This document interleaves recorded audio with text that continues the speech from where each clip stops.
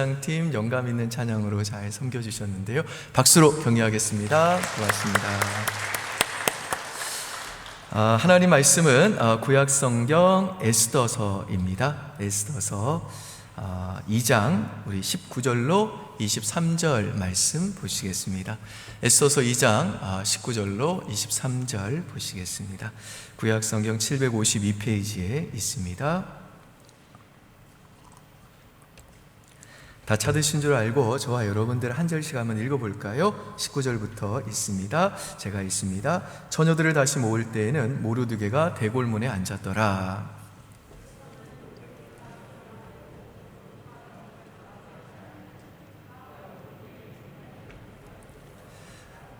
모르드게가 대궐문에 앉았을 때에 문을 지키던 왕의 내시 빅단과 데레스 두 사람이 원한을 품고 아수에로 왕을 암살하려는 음모를 꾸미는 것을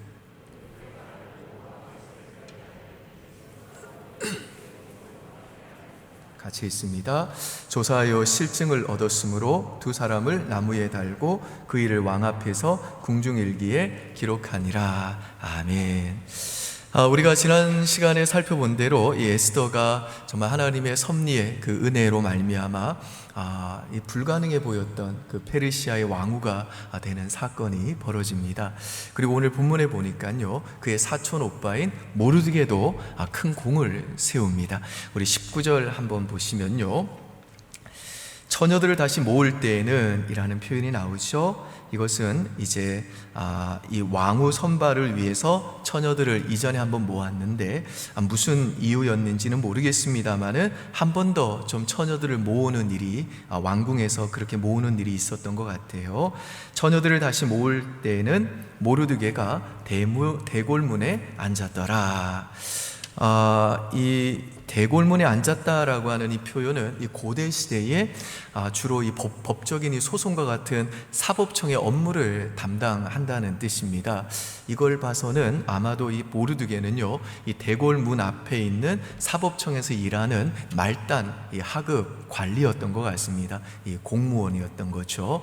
우리 생각에는 이 에스더가 이제 한 나라의 제국의 왕후가 되었기 때문에 이 에스더의 사촌 오빠인 모르드게가 좀 그 외척 세력을 힘입어서 한 자리 할 만도 하겠다 싶은데 아마 그런 일은 없었던 것 같습니다.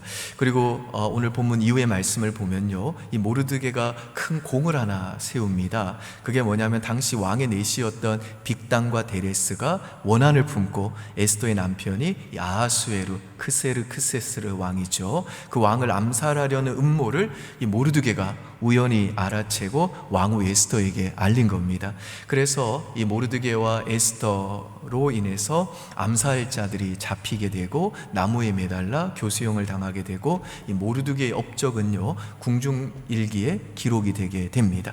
우리 20절에서 23절 다시 한번 보시겠습니다. 에스더는 모르드게가 명령한 대로 그 종족과 민족을 말하지 아니하니 아직까지는 유대인이라는 자기의 정체성을 에스더가 모르드게가 말하지 않았다는 거죠. 그가 모르드게의 명령을 양육받을 때와 같이 따름이라. 이 에스더는 아마 이 모르드게의 그런 어떤 가르침을 따라 아직은 유대인이라는 자신의 정체성을 밝히지 않았던 것 같습니다.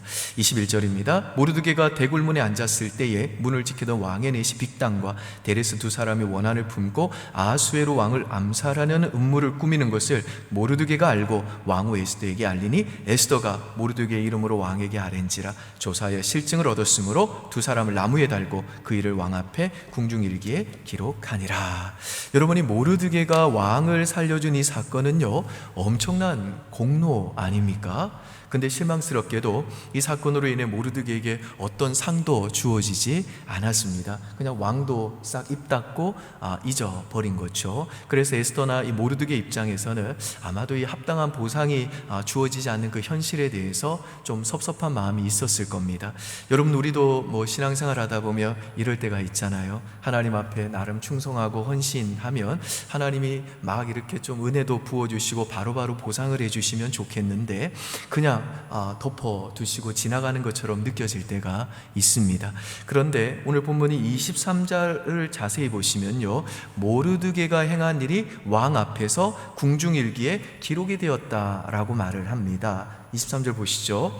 조사하여 실증을 얻었으므로 두 사람을 나무에 달고 그 일을 왕 앞에서 궁중일기에 기록하니라. 이걸 보면 아마 이 모르드게의 공이 이렇게 숨겨진 데에는 하나님의 어떤 계산이 있겠다, 그런 좀 느낌이 들죠. 실제로 나중에 우리가 6장에 가서 자세히 보겠습니다만은 이 궁중일기에 모르드게의 이 공로가 기록된 이 사건은요, 유대민족이 하만의 그 음모로부터 건진받게 되는 결정적인 역할을 합니다. 그러니까 모르드게가 행한 일이 궁중일기에 기록되어 있는 것처럼 우리의 헌신을 우리 하나님께서는 하나님의 책에 다 기록해 놓으시고 다 보고 계시다는 겁니다. 그리고 하나님께서는 모르드게의 이 은밀한 이 헌신을 땅에 가만히 이렇게 묻어 두셨다가 나중에 이제 결정적인 순간이 되어 그것을 다시 기억해내시고 끄집어내셔가지고 그 은밀한 헌신을 이제 100배, 1000배, 10,000배의 복으로 보상해 주시고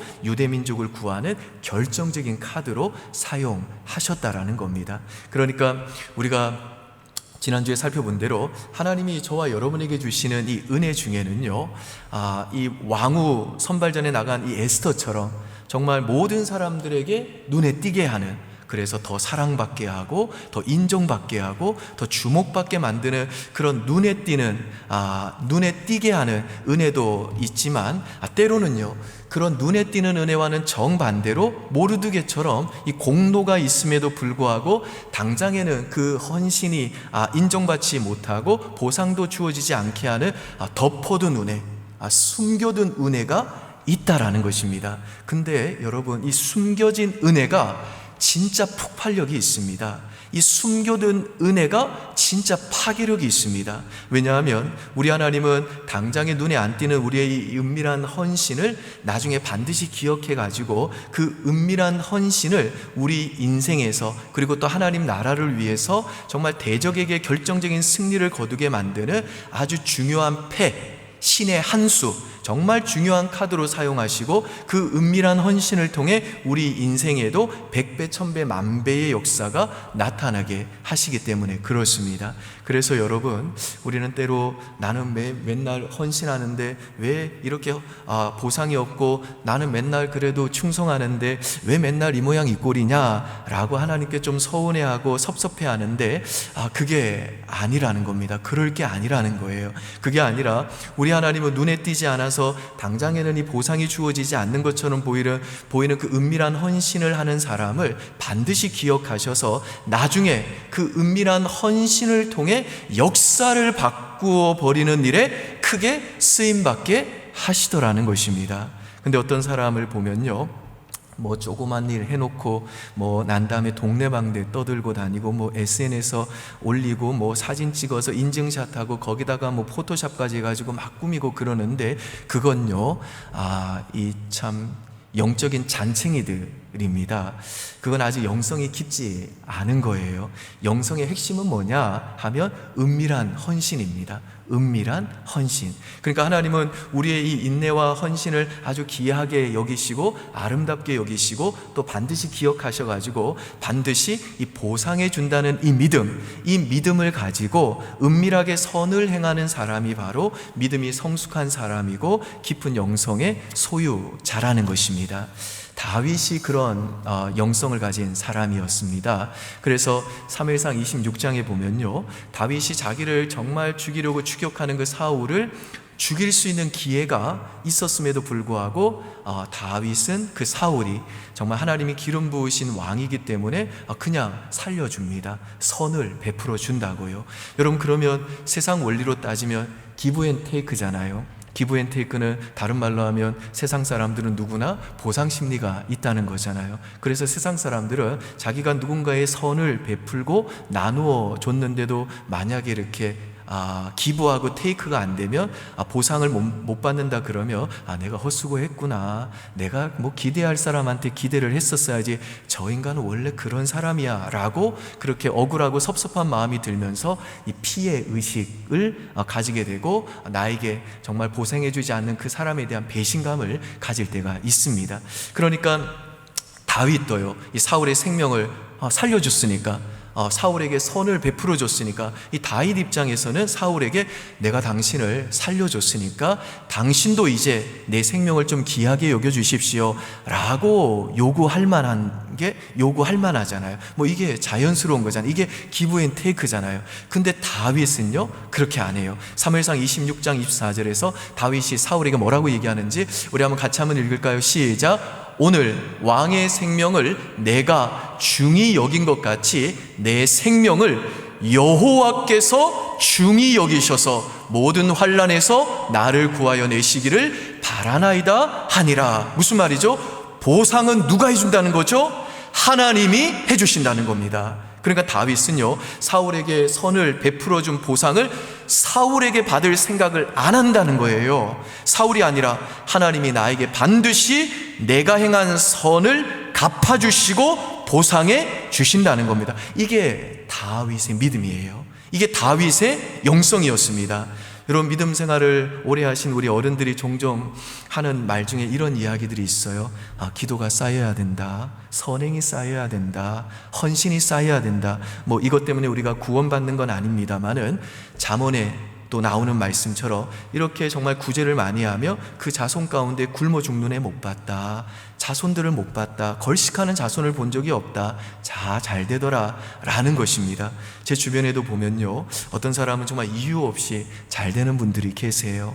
그런데 그런 분들을 잘 보면요 부모나 할아버지, 할머니 세대 때에 정말 이유 없이 베풀어주고 상금받지 못한 분들, 그 후손이 잘 되는 그런 경우들이 많습니다. 뭐 대표적인 경우가 이찬수 목사님이잖아요. 아무도 알아주지 않는 개척교회 목사로서 40일간 금식기도하면서 돌아가셨잖아요. 근데 하는 고백이 뭡니까? 이찬수 목사님이 내가 이렇게 목회에 정말 내가 예상하지 못한 이런 큰 부흥을 경험한 것은 우리 아버님의 숨은 헌신 때문이다, 그런 고백을 하지 않습니까? 그러니까 하나님은 우리의 그 은밀한 헌신을 땅에 묻어두셨다가 나중에 그걸 반드시 기억해가지고 우리 자신의 인생에는 물론이거니와 우리 자손에게 그 은밀한 헌신에 대한 보상을 반드시 해주시는 하나님이시라는 겁니다. 믿으시나요, 여러분?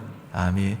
그래서 예수님도 그러셨잖아요. 너희는 기도할 때에 남들에게 보이려고 기도하면 이미 상을 받은 거다. 이게 무슨 말이죠? 우리 하나님은 우리가 드린 은밀한 골방에서 드린 그 기도 중에 어떤 건 뭐 당장에 하나님이 급하면 응답해 주십니다만은 어떤 기도는요 나중에 그걸 기억하셨다가 그 몇 배로, 100배로, 1000배로 반드시 갚아 주신다는 겁니다.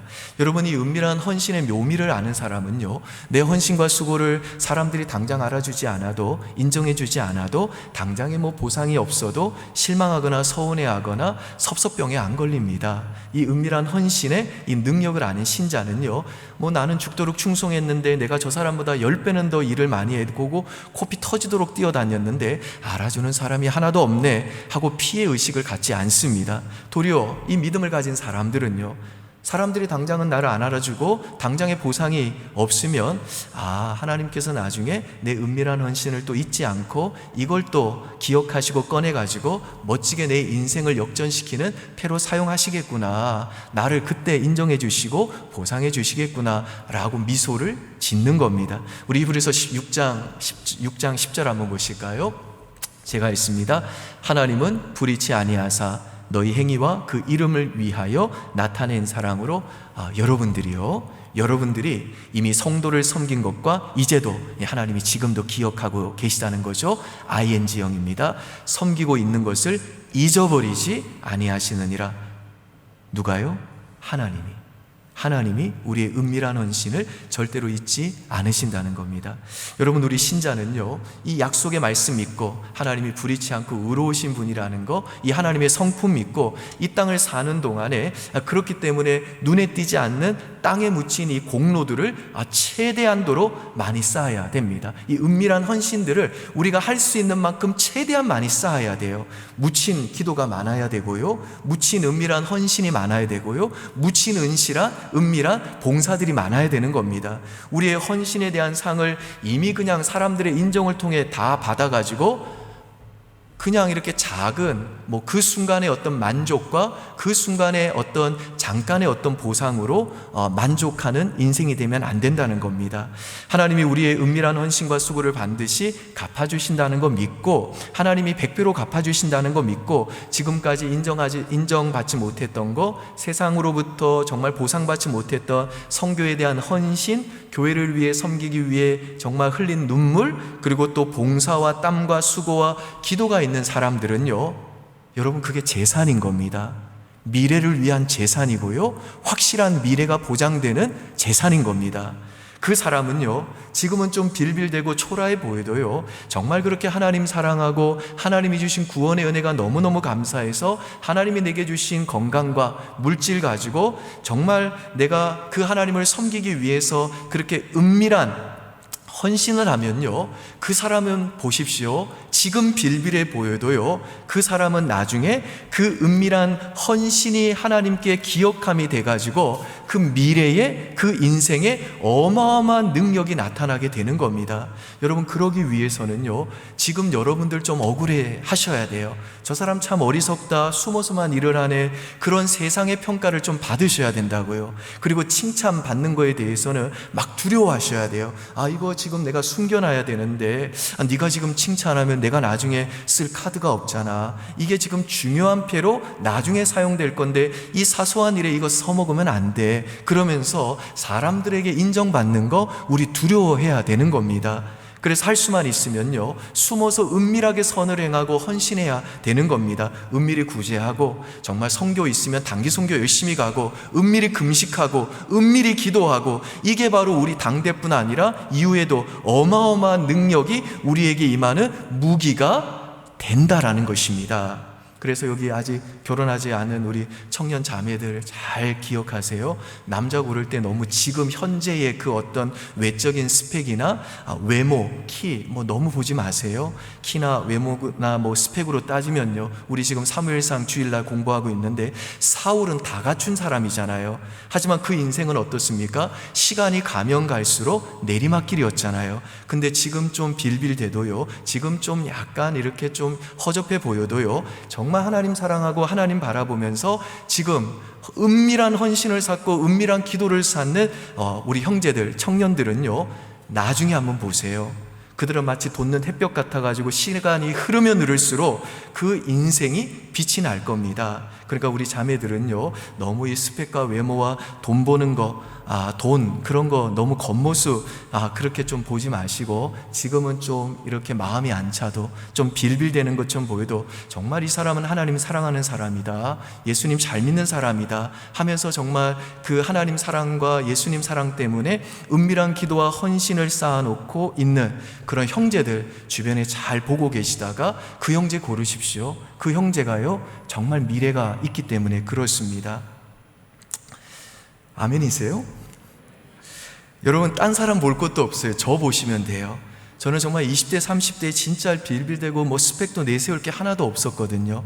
근데 말하기도 부끄러울 정도로 그 은밀한 기도, 그 은밀한 헌신, 정말 그 20대부터 구역 예배, 그리고 또 교사, 성가대, 금요 철야 예배, 인도, 일주일 내내 정말 그 주님이 내게 주신 은혜가 너무 좋아서 교회 가는 게 너무 즐거워서 그렇게 너무너무 초라하고 미약하지만 그렇게 은밀한 기도와 은밀한 헌신을 쌓았는데, 하나님은요, 그렇게 초라한 미약한 그 기도와 헌신을 기억해가지고 정말 그걸 통해 제 인생에 100배, 1000배, 10,000배의 보상을 해주셨습니다. 저는 그런 점에서 여기 계신 우리 청년 여러분들이 정말 예수 안 믿는 청년들처럼 정말 내 머리 믿고 내 힘 의지하면서 세상과 막 경쟁하고 스펙을 쌓는 방식으로 그렇게 여러분의 미래를 준비하지 마시고, 젊을 때 단기 선교 가시고 찬양팀도 하시고 리더도 하시고 교회 봉사도 하시면서 그렇게 하나님께 드리는 은밀한 헌신을 많이 쌓아가는,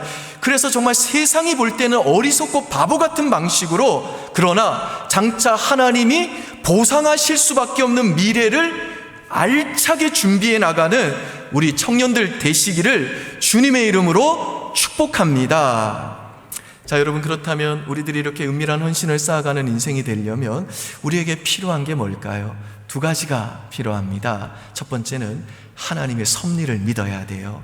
제가 좀 전에 말씀드린 대로 하나님이 우리에게 베푸시는 은혜 중에는 왕후가 된 에스더처럼 사람들에게 더 인정받고 더 사랑받게 만드는 눈에 띄는 은혜도 있습니다만은 때로는요, 모르드게처럼 공로가 있음에도 불구하고 당장에는 인정받지 못하고 보상도 주어지지 않게 되는 덮어둔 은혜, 이 숨겨둔 은혜도 있습니다. 그리고 하나님은요, 그분의 그 실수하지 않는 이 섭리 가운데 우리에게 때로는 이 눈에 띄는 은혜를 주시기도 하시지만 때로는요, 이 숨겨둔 은혜를 주심으로 우리 인생에서 일어나는 그 모든 일들이 합력하여 선이 되게 하시는데요, 이 하나님의 섭리를 믿을 때 우리는요, 묵묵하게 어떤 환경과 조건에도 상관없이 일관되게 은밀한 헌신을 쌓아가는 인생이 될 수가 있는 겁니다. 여러분, 욥기 23장 10절에 보시면 나의 가는 길을 오직 그가 아시나니 나를 단련하신 후에 그가 나를 정금과 같이 만들어 주신다 라고 욥이 고백하지요.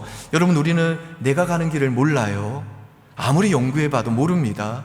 근데 나의 길은 오직 하나님이 아시기 때문에 그 하나님이 어떤 길로 나를 이끌든지 우리는 신경 쓸 것이 없는 겁니다. 그렇죠? 나를 사랑하시는 그 완벽한 지혜를 갖고 계시는 그 하나님, 내 미래를 완벽하게 아시는 그 하나님만 믿고 의지하게 되면, 그렇게 그 길을 걷다 보면 하나님이 그분의 실수하지 않는 그 섭리의 손으로 우리를 이끌어 가셔서 우리 인생을 가장 아름답게 만들어 주시기 때문에 그런 겁니다. 그래서 우리가 오늘 예배 시작하면서 주님의 시간에 In His Time이라고 하는 찬양 불렀잖아요. In His Time, He makes all things beautiful. In His time, 하나님의 시간이 있다는 겁니다. 그때에 하나님의 시간이 되면요, He makes all things beautiful. 모든 것들을 아름답게 만드는 하나님의 시간이 있다는 겁니다. 마찬가지로 우리의 은밀한 헌신을 보상해 주시는 하나님의 정하신 시간이 있다는 것입니다. 모르게 보세요. 지금 만약에 그 암살자 발견해가지고 알려가지고 왕 살렸던 그것에 대한 보상을 지금 받았으면요, 그냥 하급 관리에서 한 단계 승진했다거나 말 10필 정도 받은 걸로 그쳤겠죠. 끝나는 겁니다. 그런데 하나님이 시간이 있는 겁니다. 그 하나님의 시간에 하나님이 그걸 기억해가지고 그 은밀한 헌신을 드러내시니까 그게요, 민족을 살리는 하나님의 신의 한 수로, 카드로 쓰임을 받잖아요. 그렇잖아요. In His time, He makes all things beautiful. 모든 것들을 가장 아름답게 만드시는 하나님의 시간이 있다라는 것입니다. 여러분, 우리는 이 실수하지 않으시는 하나님의 섭리를 믿어야 돼요. 실수가 없으신 이 하나님의 이 섭리를 믿는 믿음이 있을 때 우리는요, 사람들의 인정이 없어도 또 즉각적인 보상이 주어지지 않아도 그래도 우리의 전 일생을 통해서 흔들리지 않고 주님 부르시는 그날까지 은밀한 헌신을 쌓아가는 이 믿음의 길을 일관성 있게 걸어갈 수가 있는 겁니다. 그래서 유명한 기독교 저자인 고든 맥도날드라는 분이 이런 말을 했습니다. 이 세상에는요, 두 가지 종류의 사람이 있답니다. 하나는 쫓기는 사람, 드리문 피플, 또 하나는 부름받은 사람, 콜드 피플 있다는 거예요. 그러면서 쫓기는 사람의 특징은 뭐냐면 이 사람은요, 기분에 따라서, 환경에 따라서, 그리고 사람의 인정 여부에 의해서 헌신을 할 때도 있고 안 할 때도 있고, 20대는 헌신했다가 30대는 또 그만두고 40대는 또 헌신했다가 50대는 또 그만두는, 그렇게 일관성이 없는 사람이라는 겁니다. 반면에 하나님께 부름받은 사람, 콜드 피플은요, 나를 불러주신 하나님만 바라보면서 In His time, He makes all things beautiful. 모든 것을 그분의 시간에 아름답게 만드시는 그 하나님의 실수 없는 섭리를 믿기 때문에 내 기분이 아니라 환경과 상황이 어떠하든지 간에, 사람들의 인정과 보상이 있든지 없든지 간에 일관성 있게 고람되어 나를 보시는, 내 헌신을 지켜보시고 반드시 보상하시는 그 하나님 앞에서 일관성 있는 헌신된 삶을 살아간다라는 것입니다. 여러분, 믿음 없는 세상 사람들은 뭐라고 하냐면요, 기회는 맨날 오는 게 아니야. 특히 남자에게는 평생 기회가 3번 와. 20대 때는 교회 봉사하는 것보다는 스펙 쌓아야 돼, 그러잖아요. 20대 때 한 번 오고 40대 때 기회가 또 한 번 오고 죽기 전에 기회가 한 번 온다고 그러잖아요. 또 30대에는요, 육아 때문에 또 바쁘고, 그렇게 또 그때는 직장생활을 해야 되기 때문에 교회 봉사는 30대는 쉬어도 된다, 그러잖아요. 기회가 있을 때 기회를 잡으라고 그러잖아요.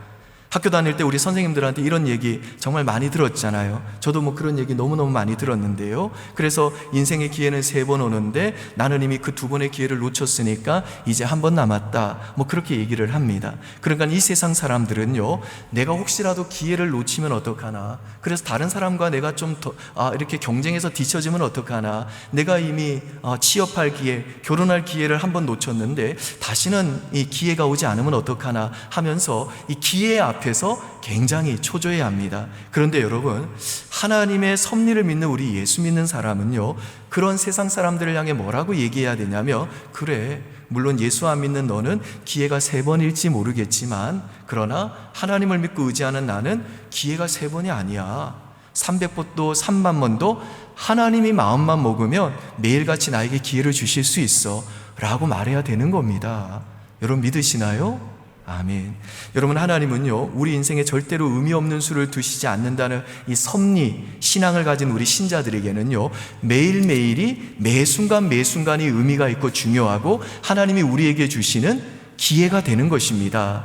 그러니까 우리는 기회 앞에 초조할 필요가 없는 겁니다. 세상 사람들이야 하나님의 섭리에 대한 그 믿음이 없기 때문에, 이게 뭐 마지막이라고 생각하기 때문에, 그리고 세상 사람들은 자기 힘으로 살아가기 때문에 자기가 기회를 만들어야 된다고 생각하기 때문에 기회 앞에서 자꾸만 초조해야 하지만, 하나님의 섭리를 믿고 의지하는 우리 신자에게는요, 하나님이 필요하다고 여기시면 얼마든지 기회를 주신다는 것입니다.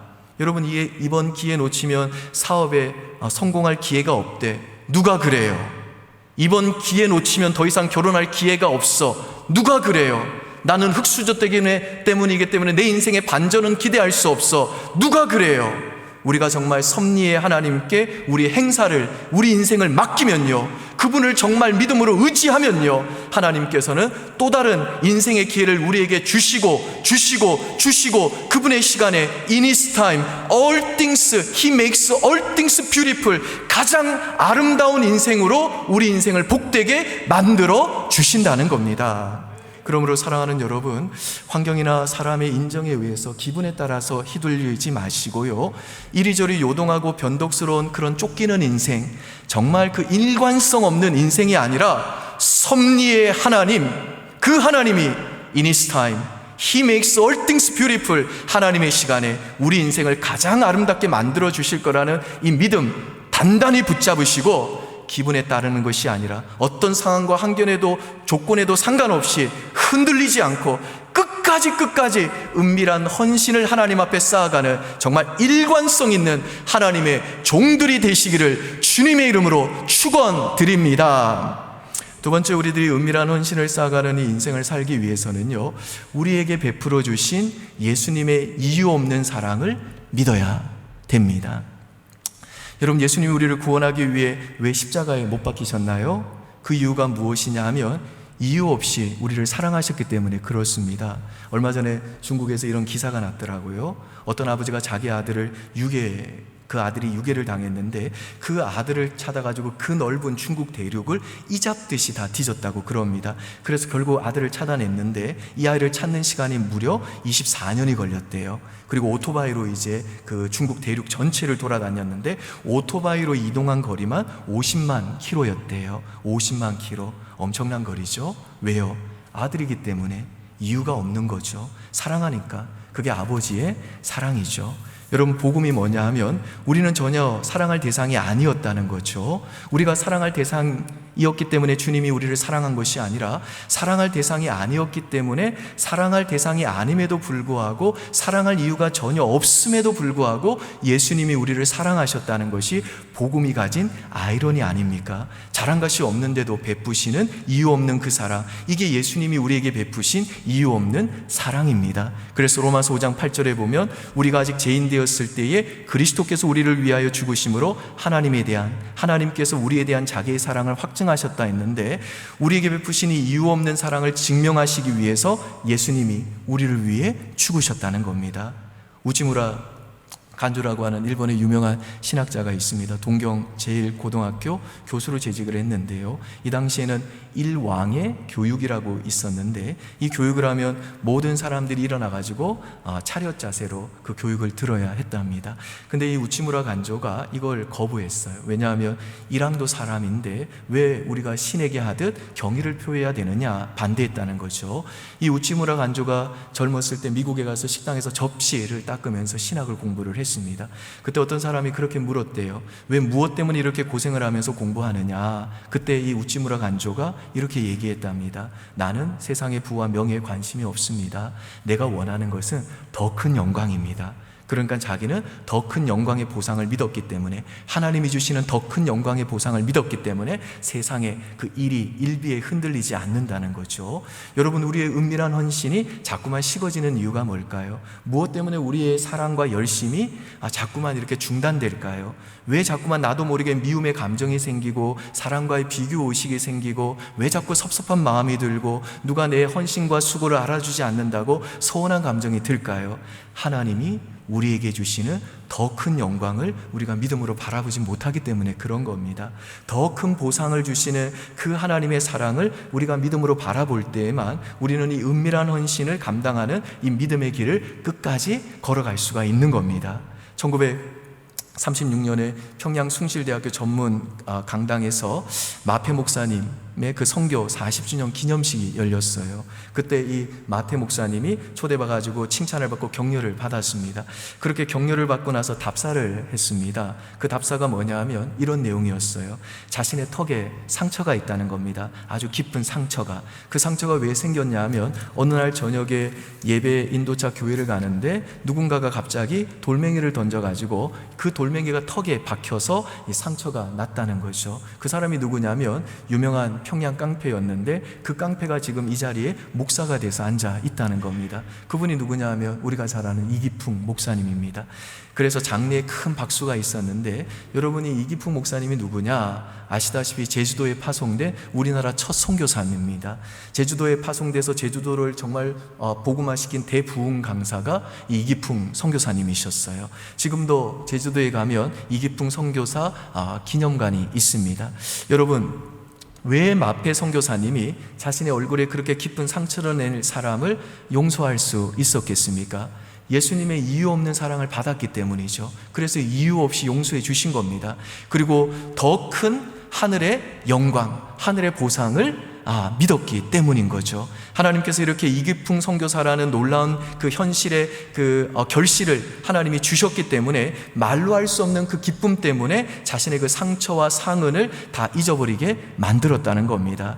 여러분, 지금 이 시대는요, 정말 보복이 아닌 사랑이 필요합니다. 미움이 아닌 은밀한 헌신이 필요해요. 우리는 지금보다 더 관대함이 필요합니다.